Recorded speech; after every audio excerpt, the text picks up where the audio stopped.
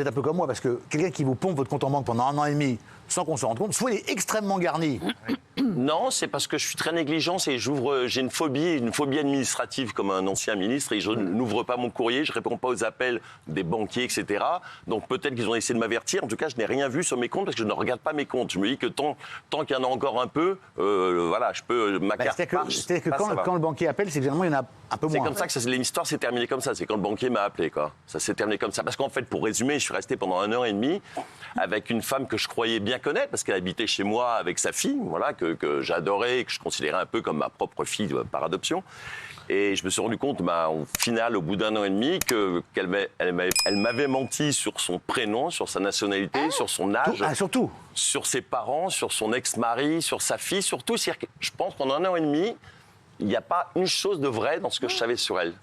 Tout s'est écroulé du jour au lendemain, justement à la suite à l'appel d'un banquier. Alors là, parce qu'on connaît ces histoires c'est arrivé à beaucoup de gens, en fait, d'être avec une personne qu'on ne connaît pas du tout, en dehors du fait du préjudice financier, moralement, c'est très compliqué de se rendre compte qu'on a vécu avec quelqu'un qu'on ne Exactement, ouais. Ça aurait pu mal se terminer parce qu'il n'y a même aucune possibilité de la retrouver parce que tout ce que je savais sur elle était faux. Donc même si j'avais voulu la rechercher, d'ailleurs je l'ai perdue de vue et je ne sais même pas où est-ce qu'elle est, mais peu importe, j'espère qu'elle est heureuse là où elle est, il n'y a aucun souci avec ça. Voilà, mais Vous n'avez pas déposé plainte ? Non, j'ai pas déposé plainte parce que déjà, elle n'avait pas d'argent. Voilà, quand je l'ai connue, elle vivait chichement, elle avait sa fille à charge, etc. C'était déjà compliqué pour elle, donc je n'allais pas en plus lui enfoncer la tête sous l'eau. Je me suis fait arnaquer. Tant pis pour moi, c'est pas le préjudice financier qui est le plus important. Sa fille aussi mentait pour elle la obligeait sa fille à me mentir pour justifier. Elle avait une dizaine d'années, 8 ans. Mais Jean-Michel, à aucun moment, parce que c'est un talent, c'est un talent quand même d'arriver à faire mentir pendant. Elle était très elle aurait dû faire du cinéma. Elle est talentueuse et lui c'est le pigeon absolu quand même. Alors Gilles Verdez, en matière de pigeons, deux choses comme ça. C'est le président des pigeons de France qui dit ça. C'est ça, oui, justement.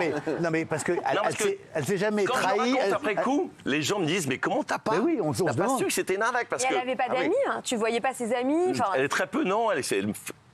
En gros, elle me racontait qu'elle avait été abusée par son père quand elle était jeune, qu'elle avait tué son père. Voilà.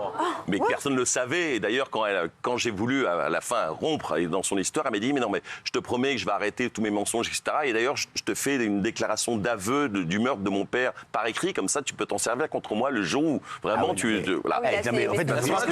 fait, il vivait avec une psychopathe.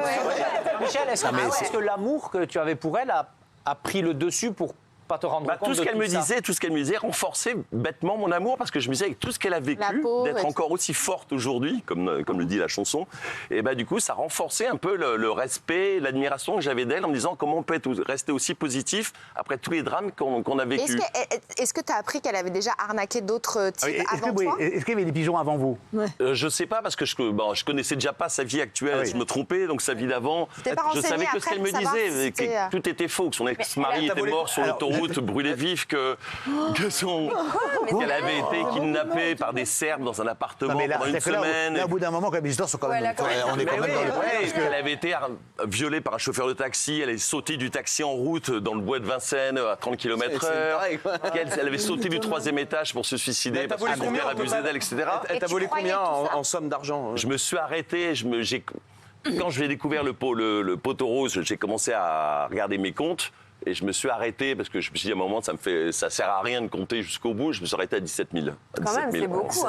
Tous les matins, elle amenait sa fille à l'école. Et moi, quand je faisais confiance, elle avait mes codes, etc. Parce que je lui disais. Alors, vous avez donné les cartes bleues, vous donnez le code, les chéquiers, pareil ? Non, j'ai pas de chéquier. On n'a plus beaucoup de chéquiers. Non, enfin, je crois pas, j'espère pas. Mais les codes internet. Surtout la carte bleue. Le matin, à l'école, elle prenait la carte bleue et elle retirait tout ce qu'elle pouvait au distributeur. Et moi, comme je regarde pas, et elle remettait la carte de mon portefeuille après en revenant de l'école. Et moi, j'étais pas levé encore. Et ce que je trouvais bizarre, c'est qu'à chaque fois que je voulais me servir de ma carte bleue pour acheter des cigarettes ou je ne sais quoi, à chaque fois on me disait mon temps dépassé. Je dis, c'est pas possible, ma carte bleue marche pas, ils me disent que je l'ai dépassé, je m'en sers jamais, etc. Elle me dit, tu sais pas gérer tes comptes, t'es une merde, je vais m'en occuper. Elle m'engueulait, bien sûr, elle m'engueulait. Et moi, je trouvais qu'elle avait raison, parce que je dis, c'est vrai, je sais pas gérer mes comptes. Et au final, c'était un coup de téléphone, un SMS de mon banquier qui m'a dit, monsieur maire, on n'arrive pas à vous joindre, il faut absolument qu'on se voie, il y a un problème avec votre compte. Où là, je me suis dit, là, il y a peut-être un vrai souci. C'est parce qu'à ce moment-là, ça y est, donc vous êtes devant le gouffre. Qu'est-ce qu'elle vous répond? Je ne sais pas encore le montant du gouffre. Je sais seulement que le banquier m'envoie un texto. Personne de son, avec son prénom comme ça, mon banquier. Je me dis, là, ça devient quand même important. Et du coup, je lui dis ça. Je lui dis, j'ai rendez-vous demain matin à 10h à la banque. Mon banquier m'a envoyé un texto, c'est incroyable. Il veut me voir. Il y a un problème avec mon compte. Et là, elle s'est dit, ça y est, maintenant, je suis acculé, etc. Et donc, le lendemain matin, je me lève plus tôt que d'habitude pour aller à la banque. Et à ce moment-là, elle débarque dans le salon. Elle me dit, ma mère vient de faire un AVC, il faut qu'on parte à l'hôpital. Et là, je me jusqu'au bout. Et là, oui, mais là, c'est ça qui m'a fait réaliser. Et là, je me suis assis dans le canapé, elle est partie changer, affolée, en pleurant. Et là, tout s'est remis en ordre dans ma tête. En une seconde, comme dans les films, les pièces du puzzle se sont assemblées. Et là, je me suis dit, comme par hasard, je vais chez le banquier. Et là, il y a sa mère qui vient de faire un AVC. Il a regardé partout, il a dit, oh là là, j'ai tout compris. J'ai joué encore la comédie quelques temps, donc j'ai fait croire que je n'avais pas compris. Elle a fait semblant d'aller à l'enterrement de sa mère, etc. Elle s'habille en noir, avec la voilette et tout. Elle est partie à l'enterrement, parce que la mère est morte, alors. Non, sa mère mais non, c'est faux. Oui, dans l'histoire, elle a fait mourir sa mère. Ça l'AVC, du coup, ça a duré. Du coup, genre, elle est dans le coma, on essaie de la maintenir, et puis finalement, elle est décédée, etc. Mais ça sort quand, ce film? Ça sort...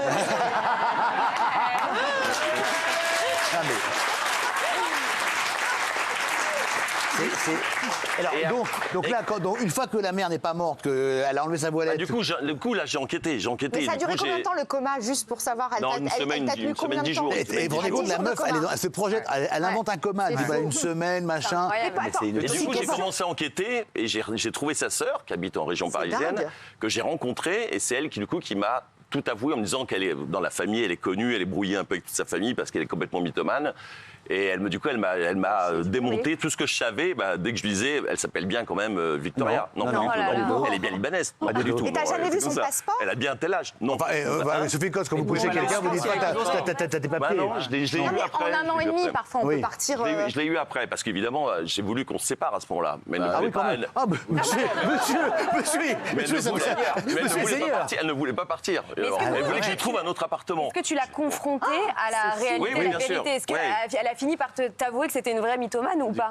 Elle m'a pas dit qu'elle était mythomane, mais elle m'a dit que oui. Elle m'a fait croire un autre mytho qu'avec son ancien mec, elle était battue. Du coup, elle se sentait obligée de s'inventer une vie pour se protéger. Si je peux me permettre, là où vous auriez dû quand même porter plainte, c'est que cette personne, je pense, a besoin d'aide. Parce qu'elle est malade. Elle va recommencer. Elle va recommencer avec quelqu'un. Oui, enfin, je suis pas mort. Non, mais mort. Des arnaques, oui, bien sûr. On peut pas donner son nom, non. Non, mais je suis même pas sûr que ce soit le vrai. Entre l'arnaque du CO2 et celle-là, t'as pas 20 balles? Et ce qui est marrant, c'est que je l'ai quitté, je sais plus quel mois c'était, au mois de mars, avril, un truc comme ça. Et pendant plusieurs mois après, quand je passais dans la rue, les commerçants me tombaient dessus. Ils disaient, monsieur Maire, il faudra penser à nous rembourser. Oh non. Pourquoi? Il dit, il y a votre fiancée est venue nous voir. Elle a fait noter. Non, parce qu'elle disait, genre, je suis la petite amie de Jean-Michel Maire, vous avez déjà vu ensemble, il est alité en ce moment, il est très malade, sa carte bleue est bloquée, est-ce que vous pouvez me prêter de l'argent pour que j'aille à la pharmacie, etc. Et donc, dès que je passais dans la rue, à chaque fois, un commerçant qui sortait, monsieur Maire, vous n'oublierez pas de nous devez 500 balles quand même. Je dis, oui, je vais vous rembourser ça. Eh bien, écoutez, Jean-Michel, alors, ne bougez pas, parce que je pense qu'on va encore apprendre des choses hallucinantes, ne bougez pas tout de suite.